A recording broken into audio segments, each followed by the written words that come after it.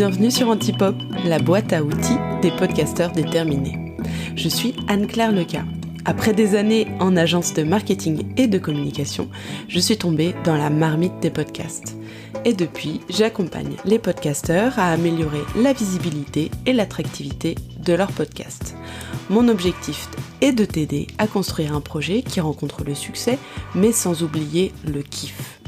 Sur Antipop, je partage seul ou avec mes invités des conseils concrets pour t'aider à passer à l'action et pour activer les bons leviers de croissance adaptés à ton podcast.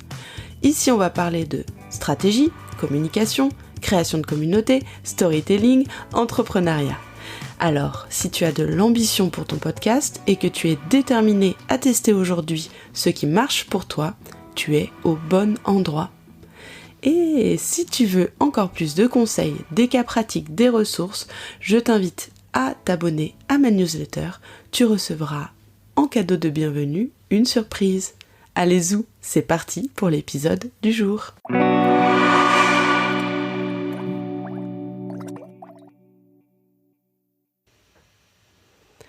Hello les filles, j'espère que vous allez bien. Bienvenue sur Antipop. Alors, une fois n'est pas tout coutume, je vais parler au pluriel aujourd'hui. Je vous disais pas à vous, auditeurs, auditrices, salut les filles, c'est que j'ai la chance d'avoir une double dose d'invités à mon micro aujourd'hui. J'invite Sandy et Laurie du podcast My Marketing Podcast à venir parler de leur expérience, de quelque chose qu'on a vécu pendant plusieurs mois ensemble. C'est pas un bootcamp, c'est pas un co-living, c'est beaucoup plus fort que ça. On a travaillé ensemble sur leur podcast et elles vont vous raconter un petit peu toutes les aventures qu'elles ont vécues avant et après cet accompagnement. Alors, comment vous sentez, Sandy et Laurie, en un mot? Vous pouvez lâcher celui que vous voulez. Alors déjà, Anne-Claire, ravie d'être sur ton podcast. Donc moi, c'est Laurie. Et au cas où vous ne distinguerez pas les voix, et bon, aujourd'hui, c'est plus si grave. En un mot, comment on se sent? Assez enthousiaste. Trop chouette. Et toi, Laurie? Moi, je suis super excitée. Je t'avais dit, j'ai le stress, on passe sur ton podcast et tout. Non, en vrai, je suis hyper enthousiaste et excitée parce que je pense que ce qu'on va partager, ça parlera à beaucoup de gens qui peut-être se sentent, beaucoup de podcasteurs qui peut-être ont vécu ou vont vivre la même chose et se dire, bah voilà, en fait, on peut y passer et on peut y arriver. Donc c'est plutôt pour partager ça, moi je suis hyper contente. Trop chouette. Effectivement, c'est tout à fait l'objectif de ce podcast, c'est en fait de lever un peu le voile sur qu'est-ce que c'est de retravailler le positionnement de son podcast, qu'est-ce que c'est de se faire accompagner pour, sur le fond et la forme de son podcast, faire en sorte qu'il soit plus aligné avec qui on est, là où on veut aller, etc. Et merci d'avoir accepté de venir partager votre expérience aujourd'hui. Ma première question, c'est comment est-ce qu'on décide, après une saison 1 de plus de 2 ans, de se dire, bon, il faut qu'on pose le stylo et il y a un truc qui ne va pas. Est-ce que vous avez vécu un déclic? Est-ce qu'il y a un moment où vous vous êtes dit, vous avez pris du recul en disant, il faut qu'on change quelque chose? Je vais laisser Sandy répondre parce que pour ma part, je vais juste dire une phrase, c'est que je n'ai pas été extrêmement investie, moi, sur cette saison 1. J'étais presque un peu la guest star qui prenait la parole quand elle le voulait bien. Et c'est Sandy qui a tout porté pendant 2 ans. Donc je pense que le vrai déclic, moi je l'ai eu de mon côté, mais il est d'abord venu avant tout d'elle.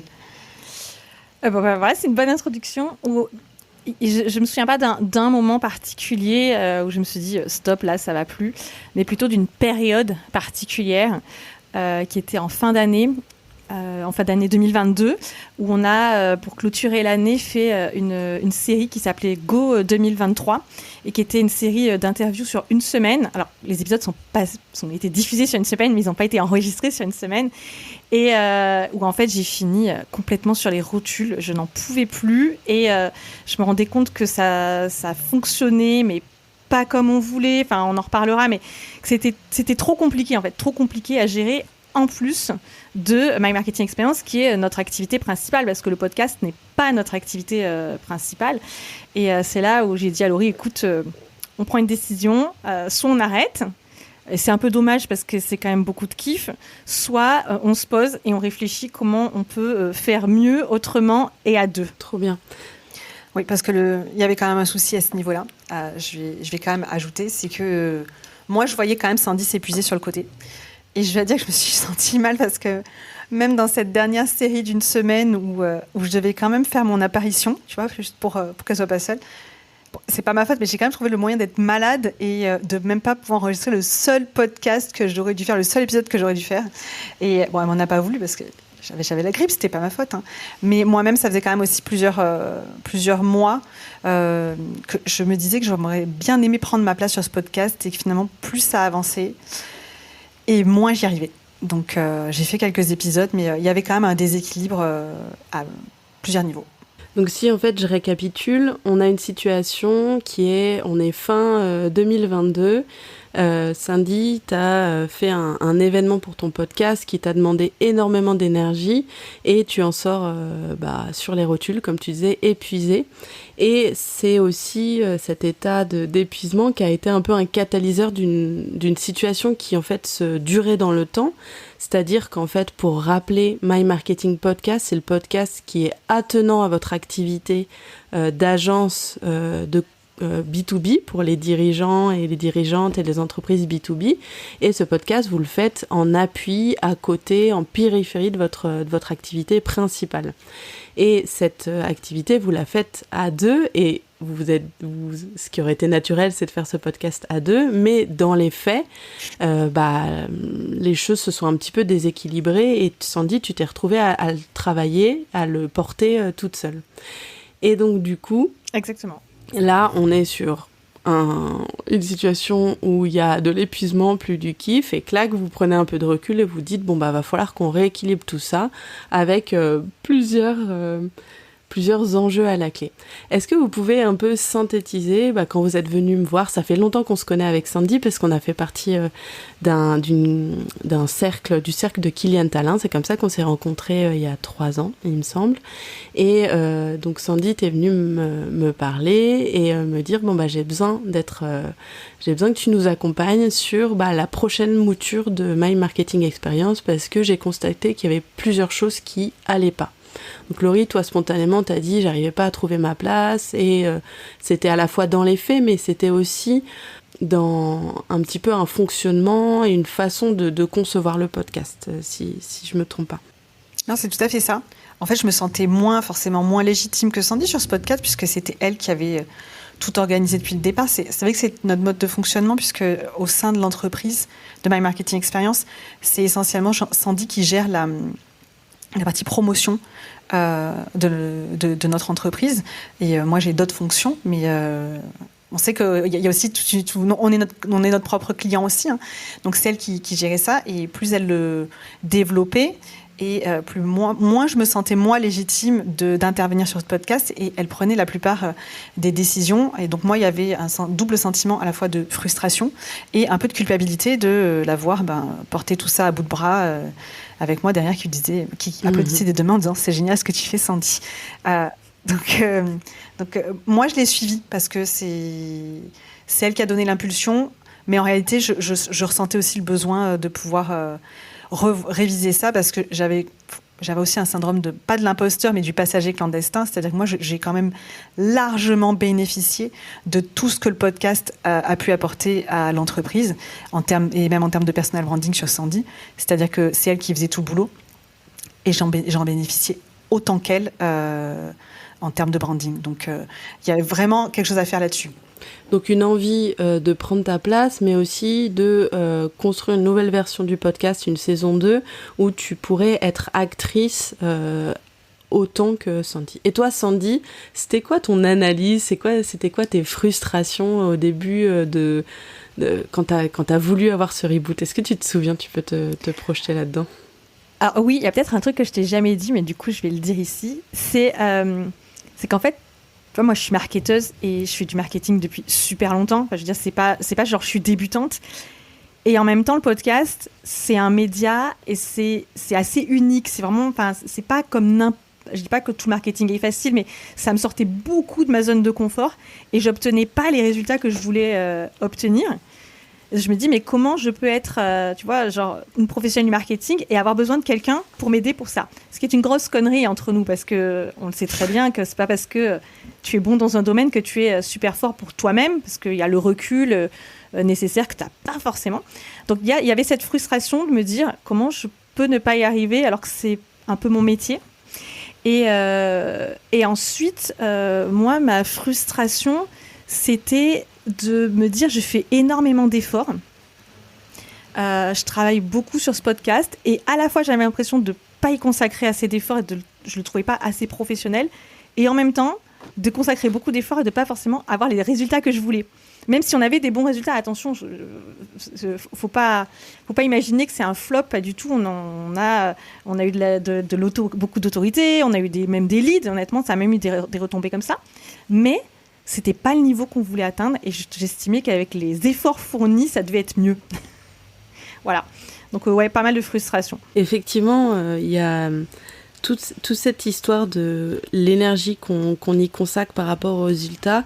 C'est un équilibre qui est hyper fin, en fait, et qui dépend des objectifs qu'on va se fixer et du recul qu'on va prendre vis-à-vis d'une situation pour se dire je regarde tout ce que je vais mettre en place en termes de temps, d'énergie, des ressources humaines, financières aussi, et quels sont les résultats que j'attends. Et parfois, on n'attend pas les bons résultats, ou parfois, on met en place les mauvaises actions qui ne sont pas accordées avec les résultats. Et donc, effectivement, c'est tout l'enjeu d'un repositionnement et puis d'un reboot de podcast que de remettre à plat et de faire en sorte que ce qu'on va mettre en place tant sur le branding, la ligne édito, mais aussi l'organisation et la communication, ce soit cohérent par rapport à ces objectifs-là qu'on a en tête.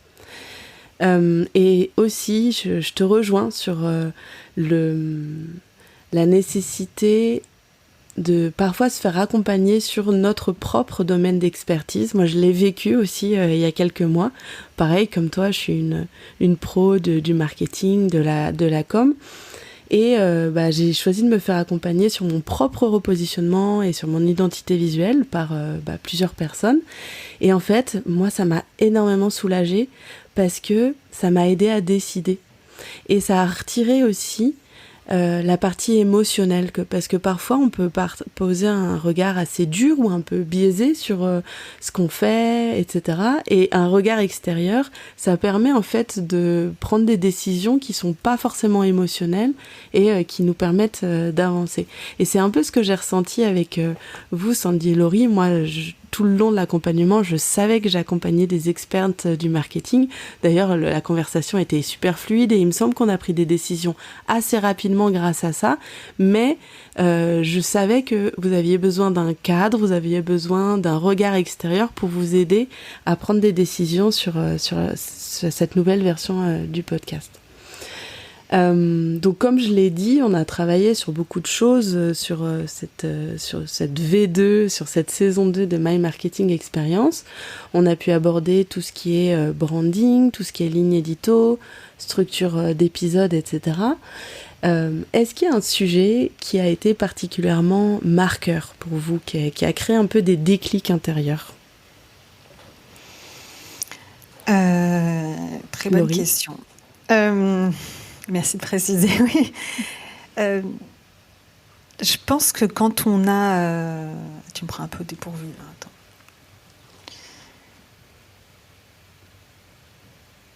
Quand on a retravaillé sur notre... Quand on a passé en revue, voilà. Quand on a passé en revue ce qu'on avait mis en place et que on s'est aperçu quand même qu'il y avait des choses qui manquaient, qui étaient évidentes pour nous, pour Sandy et moi, je veux dire, mais qui, de l'extérieur, n'étaient pas forcément évidentes. Notamment, pour nous, je dirais pas que le positionnement était très clair, alors que de l'extérieur, il manquait des informations sur notre podcast pour qu'on comprenne exactement à qui il s'adressait. Et toute cette prise de conscience aussi sur le fait que, à avoir voulu être très minimaliste et concentré sur le contenu plus que le contenant, en réalité, il y avait quand même des choses importantes qui avaient été laissées au bord de la route pour, on va dire, sur l'autel du minimalisme. Et finalement, comme par exemple une intro digne de ce nom, une outro digne de ce nom aussi, et que finalement, ça portait préjudice à la présentation, on va dire, à l'enveloppe du podcast, parce que je ne remettrai pas du tout en en compte la qualité du contenu, puisque Sandy, elle a quand même fait des super épisodes. Mais c'était une erreur. On a commis plusieurs erreurs et je pense que Sandy en avait conscience. Et moi, tu m'en as vraiment fait prendre conscience encore plus. Peut-être parce que j'étais aussi un peu plus détachée. Et donc voilà, c'est surtout sur comment mettre en valeur ce contenu et le fait que voilà, il y avait eu aussi des petites erreurs qui avaient été commises à ce niveau-là. Ouais. Là, tu fais référence à tout le travail qu'on a fait un peu sur le packaging du podcast, c'est-à-dire quels sont les premiers éléments textuels ou visuels que les futurs auditeurs vont percevoir. Donc ça va être sur la cover, ça va être sur la description du podcast, mais aussi les premières minutes du podcast. Et effectivement, on a retravaillé ces éléments clés pour faire en sorte de convaincre un maximum de personnes curieuses de devenir des auditeurs du podcast. Donc de faire en sorte que dans la description, on comprenne qui vous êtes, pourquoi vous êtes crédible sur ce sujet, de quoi on va parler, qu'on sente aussi un peu des éléments de tonalité, votre humour, votre personnalité qui sont des atouts très forts comme podcasteuse, et faire en sorte qu'il y ait une cohérence tout au long du parcours de l'auditeur pour que de la cover jusqu'aux premières secondes, ils se disent pas « Attends, je comprends plus où est-ce que je suis, etc. » et que on améliore le tunnel de conversion, quoi. Tu vois, j'ai repensé par la suite et je me suis dit finalement c'était comme si on était un resto, qu'on s'était concentré à fond sur l'excellence de notre cuisine, mais qu'on n'avait pas suffisamment soigné la devanture, donné envie aux gens de rentrer, même si bon, on a eu de la chance, il y a plein de gens qui sont rentrés dans notre resto, mais finalement on peut le remplir encore beaucoup plus avec ces éléments sur lesquels on a travaillé ensemble. Exactement. Et toi, Sandy, je te vois te marrer en tenant le front. Est-ce que tu penses à quelque chose, un peu un déclic ou un chantier marquant qu'on a pu bosser ensemble? Ouais, moi je pense qu'il y a eu, je me souviens qu'il y a eu un déclic un jour et c'est quand tu nous as fait réaliser, peut-être, j'ai parlé au jeu parce que peut-être que Laurie c'était pas du tout un sujet pour elle, où nous on avait positionné My Marketing Podcast comme un podcast marketing B2B. Et en fait, un jour tu as dit mais vous n'êtes pas obligé de parler que de marketing B2B parce que c'est vrai que My Marketing Experience est positionné. Et ça on ne remet pas en question en fait le fait que nous on travaille avec des entreprises en B2B, mais par contre le podcast peut parfaitement diffuser votre message à des personnes qui ne sont pas en B2B. Et là je fais ah mais oui en fait c'est vrai, et c'est l'erreur qu'on avait un peu faite, c'est de forcément aligner parfaitement 100% le positionnement de My Marketing Experience sur My Marketing Podcast. Or pas du tout. Nous, ce qu'on veut avec My Marketing Podcast, c'est réunir les entrepreneurs et les marketeurs pour rendre accessible le marketing. Et c'est en travaillant en fait notre mission avec qu'on avait depuis le départ, c'est rendre le marketing accessible et fun. Si je vais vite, avec My Marketing Experience, on a choisi de le faire pour le B2B parce qu'on n'a pas vocation à servir tout le monde, mais avec My Marketing Podcast, finalement, on peut le faire avec tous ceux qui veulent des outils marketing accessibles et du fun. Et pour moi, ça, je me souviens je me souviens pas la date, mais je me souviens très bien du moment où tu as dit ça, et je fais ah mais oui, en fait, tu vois, on peut s'autoriser à faire ça, quoi. Je suis d'accord, ouais. Il y a eu le haha moment. Exactement. Et moi aussi, je l'ai senti de l'autre côté de l'écran, que c'était vraiment un haha moment. Et c'est vrai que, en fait, ce positionnement du podcast au sein de votre écosystème et au sein de votre ligne édito, il a été possible. Donc, on a décidé d'un élargissement de la ligne édito pour reformuler de marketing B2B. En fait, on a élargi au marketing en général, et on a même inclus une partie d'entrepreneuriat aussi dans la ligne édito avec vos retours d'expérience. En fait, en élargissant votre ligne édito, ça va aussi élargir votre audience et faire en sorte aussi que vous ayez plus d'impact. Et en fait, moi, pour vous donner un petit peu ce qui s'est passé dans mon cerveau de coach, on va dire, à ce moment-là, c'est que j'ai observé ce que vous faisiez déjà. Déjà, j'ai observé votre mission, vos objectifs, pour moi, c'est toujours des pierres angulaires pour donner des conseils après. Vous m'avez formulé une mission qui était très large, qui est rendre fun et accessible le marketing. Donc pourquoi on proposerait ce super gâteau à une plus petite audience. Donc ça me semblait plus logique. On a aussi replacé le podcast dans les objectifs au sein de votre business. Vous m'aviez dit très clairement que ce podcast, il générait des leads, mais il n'avait pas vocation unique à générer des leads. Il était plus là comme laboratoire de pensée, pour partager des messages, pour avoir des impacts en termes de personal branding, notamment, ça on va en reparler. Et donc de se référer à la mission, aux objectifs, à la place du podcast dans votre écosystème, mais aussi à quelque chose que vous faites déjà super bien sur LinkedIn. C'est une communication qui est assez large en fait, finalement. La communication que vous faites sur LinkedIn et dans laquelle vous excellez, on était déjà sur une façon d'aborder le marketing et l'entrepreneuriat de manière large. Donc, en observant tout ça, c'est pour ça que je vous ai proposé en fait cet élargissement de la ligne édito. Et ce qui est cool, c'est que ça permet de donner plus d'air en fait. C'est que tu te sens plus... tu sais, les Américains disent empower. Et tu te sens plus empowered, pardon pour l'anglicisme affreux, mais ça ôte un poids en fait de se dire je suis obligée de rentrer dans des cases. Et ben là en fait on peut élargir un peu les cases et ça fait vachement de bien. Ouais, ça ouvre l'horizon de se dire que on n'a pas à, en fait, parce que finalement des sujets de marketing B2B, on peut faire le tour au bout de 2 ans, et donc du coup de prendre aussi un petit peu de recul et d'élargir la ligne édito, ça permet d'aller toucher plus de monde, d'aborder plus de sujets et surtout de garder le plaisir et le fun qui était un des des frustrations avec lesquelles vous veniez au début de l'accompagnement. On a évoqué, Laurie, une des frustrations que tu avais au début de l'accompagnement, c'est comment est-ce que je trouve ma place par rapport à Sandy, qui avait plus d'historique et plus de visibilité vis-à-vis du podcast. Et donc on a travaillé toutes les trois sur un peu un marketing personnel, un personal branding un peu à 2 têtes, on va dire, c'est-à-dire qui était comment en fait plutôt à 3. Parce que moi j'ai réfléchi à votre duo ensemble, qu'est-ce qu'ils proposent, et donc comme créatrice du podcast My Marketing Experience, comment est-ce qu'on rend ça cohérent, mais comment est-ce que on fait en sorte que Laurie et Sandy vous ayez un territoire bien défini en termes de marque personnelle pour que vous vous sentiez à l'aise au micro et que vous y trouviez chacune votre intérêt. On a parlé de ce sujet pendant 45 minutes sur votre podcast, donc je mettrai dans les notes de l'épisode mon intervention chez vous. Vous pourrez y découvrir toute ma méthode, etc. C'est pas trop l'enjeu de cet épisode de rentrer dans les détails, donc je vous renvoie à cet épisode. Moi, ma question, c'était plus... est-ce que sur ce travail de marque personnelle, quelque chose que vous arrivez déjà à très bien faire sur LinkedIn, qu'est-ce qui changeait sur le podcast et qu'est-ce que vous avez vu comme déclic sur travailler la marque personnelle via le podcast et pour le podcast ?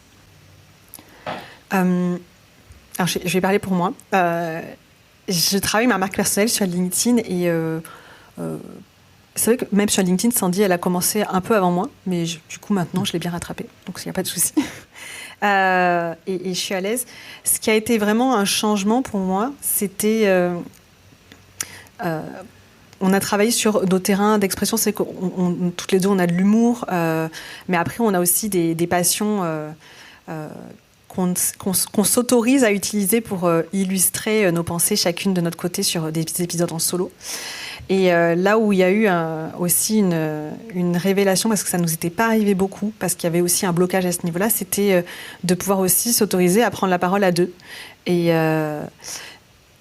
on n'a pas fait encore beaucoup d'épisodes, je crois qu'on en a fait que 2 pour l'instant, mais il y en a qu'un qui a été diffusé. Et c'était quelque chose sur lequel on avait vachement d'appréhension avec Sandy, parce qu'on nous disait souvent qu'on avait la même voix.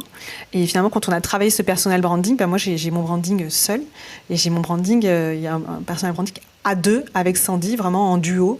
Et je dirais presque, bon, maintenant c'est fait, mais c'est quelque chose qu'on aurait dû faire. Bien avant. Il y a bien plus longtemps, en fait. Il y a bien avant. Et le pire, c'est qu'il y a plein de gens qui nous disaient, mais vous capitalisez pas dessus. Et encore, je pense qu'on l'a pas, enfin, on n'est pas au max de ce qu'on peut faire. Hein. Mais en fait, tu sais, c'est toujours pareil. Tu sais ce qu'il faudrait faire, mais on a tous des blocages. Et Sandy, moi, c'est pas parce qu'on a conscience et qu'on aide les d'autres personnes, nos clients, à lever des blocages, que forcément c'est simple de faire ces exercices pour soi-même. Et comme tu le disais au début de l'épisode, ce qui est bien, c'est aussi pour ça que c'est une bonne chose d'être accompagné pour avoir ce regard extérieur et cette personne qui va t'aider à avancer, à prendre conscience de certaines choses et à avancer. Et moi, c'est quelque chose dont je suis très heureuse aujourd'hui. Et d'ailleurs, l'épisode en duo a été très bien accueilli. Et je pense qu'il y en aura... pour ma part, j'aimerais qu'il y en ait, qu'on en programme encore plus dans la prochaine saison. Je pense que c'est ce qui va arriver. Hein. Ce que tu dis, Laurie, c'est que parfois, il y a des choses qu'on nous a dit qui créent des blocages, où on nomme quelque chose qui existe. Bah, vous avez la même voix. Bah oui, vous avez la même voix puisque vous êtes sœurs. Donc, en fait... l'interprétation que vous en avez faite, c'est vous avez la même voix, donc on ne doit pas parler ensemble. Et en fait, parfois, on nomme un fait, et en fait, en le regardant d'un autre angle, d'être sœur, qu'est-ce que c'est? Les conséquences d'être sœur, c'est une complicité, c'est une expérience partagée, c'est beaucoup de choses à raconter en tant que sœur, en tant que associée, exactement. Et puis on a une histoire, on a quand même une histoire commune avec Sandy qui date bien avant l'entrepreneuriat, mais notre entreprise est vraiment une aventure commune. Et alors pour les blocages, tu peux te créer toi-même le blocage. Et puis pour le coup, nous, on nous avait fait la réflexion. Vous pouvez pas parler en même temps parce que vous avez la même voix. Et c'est fou comme parfois certaines paroles te poursuivent très longtemps. Maintenant, c'est bon, c'est fini. Et en fait, finalement, pour contrer ça, qu'est-ce qu'on a regardé? On a regardé, c'est quoi la conséquence d'avoir la même voix? On a regardé la richesse, en fait, comme tu disais, l'histoire commune, et on s'est dit, qu'est-ce qui se cache derrière? D'avoir la même voix, c'est qu'on nous confonde, donc en fait, on a travaillé sur un moyen de vous différencier, déjà en précisant à chaque fois que quelqu'un prend la parole de qui il s'agit, et en travaillant sur vos passions vraiment différentes, chacune de votre côté, pour un peu créer des points de référence, des points saillants sur votre marque personnelle en termes d'imaginaire et de territoire de storytelling, on va dire. Moi, j'ai adoré faire ce travail. Je pense que c'est une des parties que j'ai le plus aimée, en fait. Enfin, j'ai tout aimé, mais cette partie-là, c'est comme si tu avais quelqu'un en face de toi qui dit « Ouais, c'est OK, tu as le droit de parler de ça, en fait. Tu as le droit de t'exprimer aussi sur ça et pas que sur ton domaine d'expertise. » C'est super, ça paraît un peu évident et c'est pourtant quelque chose que je pourrais recommander, mais je m'autorisais pas forcément moi-même à le faire. Et du coup, en fait, pour moi, c'est une vraie révélation. Et je dis pas que je place dans tous les épisodes de My Marketing Podcast en solo des références à mes passions pour l'anthropologie et pour Néandertal, mais presque. Je pense que je pourrais m'en faire un défi personnel.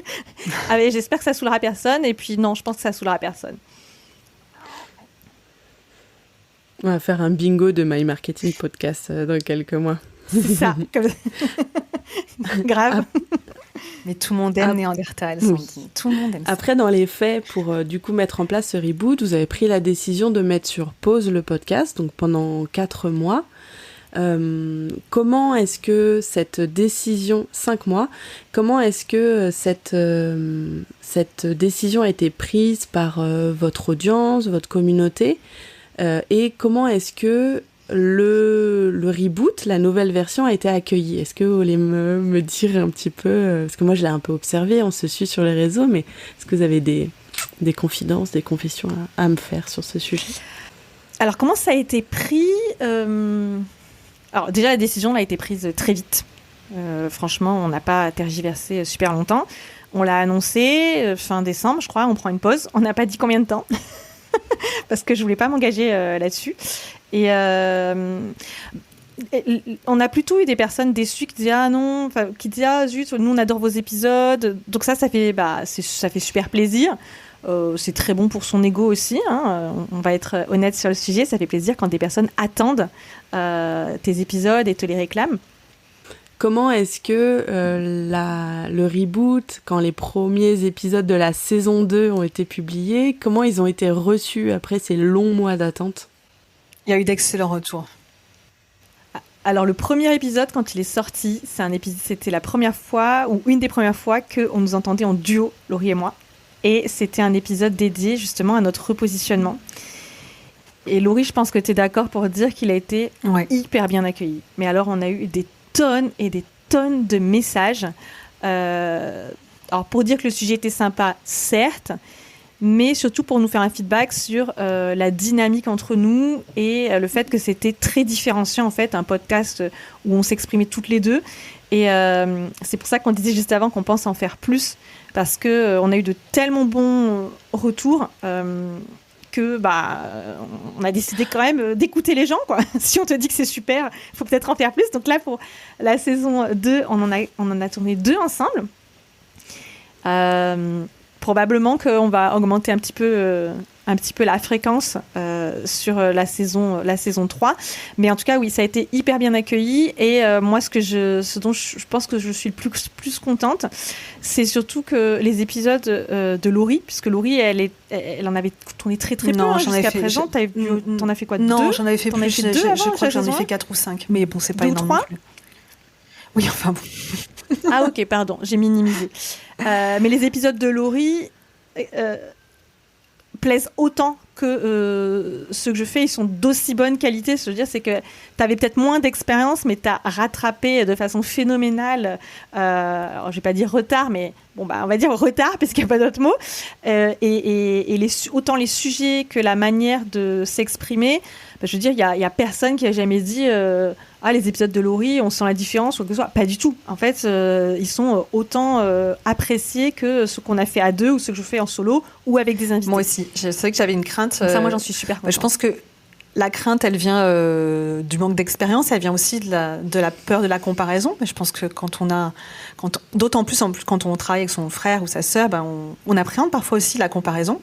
On a eu la chance d'avoir des parents qui nous ont jamais comparés, mais je ne peux pas dire qu'il n'y a jamais eu de personnes qui ont essayé de faire une comparaison entre Sandy et moi. Là, c'est un sujet un peu plus perso, mais je pense qu'il y a tous ceux qui ont des frères et sœurs. Tous ceux qui ont des frères et sœurs peuvent comprendre en fait ce que c'est. Et c'est vrai que j'avais cette crainte, même si on est adulte, et que j'imaginais pas quelqu'un me dise « Ah, les épisodes de sa sœur sont quand même vachement plus cool ». Mais j'ai été heureuse et soulagée de voir que mes épisodes étaient hyper bien accueillis aussi. J'ai reçu plein de messages « Super, cet épisode, j'ai adoré ». Et en fait, ça m'a vraiment boostée. Et je me suis dit « J'ai autant ma place que Sandy sur ce podcast ». J'en doutais pas, mais je pense qu'il y a toujours une part d'inconscient qui appréhende tout simplement. Et en fait, plus ça avance, et plus j'ai envie de continuer. Et j'ai seule et à 2, parce que je me suis aussi beaucoup éclatée à faire les 2 épisodes qu'on a fait en duo. Génial, merci Laurie. Je suis contente que là tu l'exprimes clairement. L'enjeu, c'était que tu trouves ta place, et là tu dis c'est bon, j'ai trouvé ma place, je me sens légitime, et en plus je vois que les résultats sont au rendez-vous aussi et sont super bien accueillis par nos auditeurs et nos auditrices. Je me réjouis de ce succès pour toi, et je suis contente pour toi, pour vous. En termes d'organisation et de communication, il y a des choses aussi qu'on a mis en place. Vous qui avez l'habitude de beaucoup communiquer sur Instagram et sur LinkedIn, est-ce qu'il y a quelque chose que vous avez envie de relever ou quelque chose qu'on a fait différemment qui vous a un petit peu étonné, ou vous saviez pas trop comment l'aborder et puis finalement ça va? Oui, mais je vais laisser Sandy s'exprimer parce que c'est un petit peu plus sa partie toujours malgré tout. Oui, alors Laurie clairement participe et contribue autant à la production des podcasts que moi. En revanche, pour la promotion, la distribution, c'est moi. Mais ça, c'est vraiment une question d'organisation au sein de My Marketing Experience. Moi, par exemple, je ne fais pas la compta et je ne gère pas l'administratif. Je te le fais pas dire. Donc finalement, je m'en sors quand même vachement mieux qu'elle. Alors, on partait de loin. Hein. Je pense que tu t'en es aperçu qu'on partait de loin. Moi, j'étais toujours à l'arrache. quand j'entendais d'autres podcasteurs qui me disaient moi j'ai un réservoir de 10 épisodes d'avance. Moi j'étais en PLS, c'est-à-dire que moi quand j'en avais 2, j'estimais que j'avais super bien fait mon job. Donc c'était pas terrible à ce niveau-là. Donc moi, ce qui m'a énormément aidé, c'est qu'on définisse de vrais process, quoi. C'est-à-dire, il y a des vrais process j'identifie la personne, par exemple, le sujet, l'invité s'il y a un invité, donc de faire ta ligne édito, même si ça peut rester flexible, on peut changer d'avis en cours de route, c'est pas grave. Et puis, tu as le step by step, tu sais exactement ce qu'il faut faire, quand. Moi, ça m'a énormément aidé. D'ailleurs, après avoir travaillé ensemble, j'ai vraiment hyper processé. Donc maintenant, il y a des procédures, il y a des vidéos pour que je puisse déléguer certaines parties, avec des tutoriels dont j'ai hyper bien documenté. C'est pas encore fini, mais je vois bien à quel point c'est utile de le faire. Je dis pas qu'il y a plus de travail, parce qu'on va quand même être réaliste sur ce que c'est avoir un podcast. Avoir un podcast, c'est du travail. Même si on est aidé, ça reste vraiment du boulot et ça reste un investissement personnel qu'il faut être prêt à faire.